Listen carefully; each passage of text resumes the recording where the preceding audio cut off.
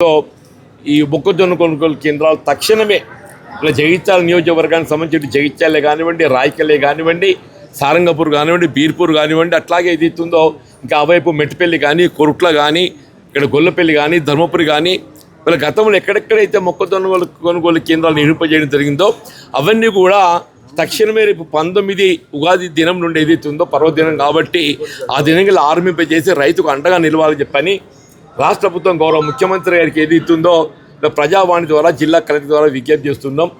కాబట్టి మొక్కజొన్న కొనుగోలు కేంద్రాలు మార్కెట్ ద్వారా కొనుగోలు కేంద్రాలు ఆరంభింపజేసి తక్షణం సేకరింపజేయాలి. ప్రతి ఎకరానికి ఏదైతుందో వీళ్ళ 30 క్వింటల దిగుబడి వచ్చే అవకాశం ఉన్నది. ఆ దిగుబడి మొత్తం కూడా ప్రభుత్వం సేకరింపజేయాలని చెప్పంటారు. రాబోయే కాలంలో కూడా ప్రభుత్వం ఏదైతే ఆరుతడి పంటలు ప్రోత్సహించాలని చెప్పిన ఎప్పుడైతే భావిస్తున్నదో ఈ కోతుల బెడద నివారణ కూడా ప్రధానమని చెప్పంటారు. మన కొన్ని గ్రామాలలో ఉదాహరణ లక్ష్మీపూర్ గ్రామం తీసుకుంటే ఒక్కొక్క కోతిని పట్టించడానికి 400 రూపాయలు ఖర్చు పెట్టిందని చెప్పండి. 400 రూపాయలు ఖర్చు పెట్టి ఒక్కొక్క కోతిని పట్టించడానికి దాని పునరుత్పత్తి నిలిపివేయగలిగితేనే కానీ దాన్ని రాబోయే దశాబ్ద కాలం ఒక 10 సంవత్సరాలు గడిస్తే అసలు పరిస్థితి ఏమవుతుందో మనం ఉంచలేని పరిస్థితి ఉందని చెప్పంటారు.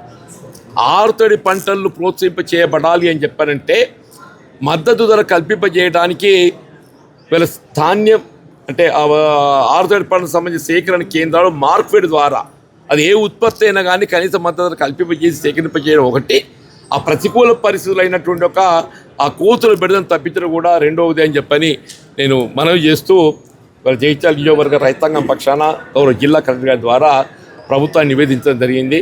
మరి గౌరవ జిల్లా కలెక్టర్ గారు కూడా ఏదైతుందో వారి స్థానంలో ఉన్నటువంటి అదనపు జిల్లా కలెక్టర్ గారు ప్రభుత్వాన్ని తక్షణం నివేదించి ఈ కొనుగోలు కేంద్రాలు ఆరంభింపజేయడానికి తగు చర్యలు చేపడతామని చెప్పని వారు పేర్కొన్నారు. Thank you.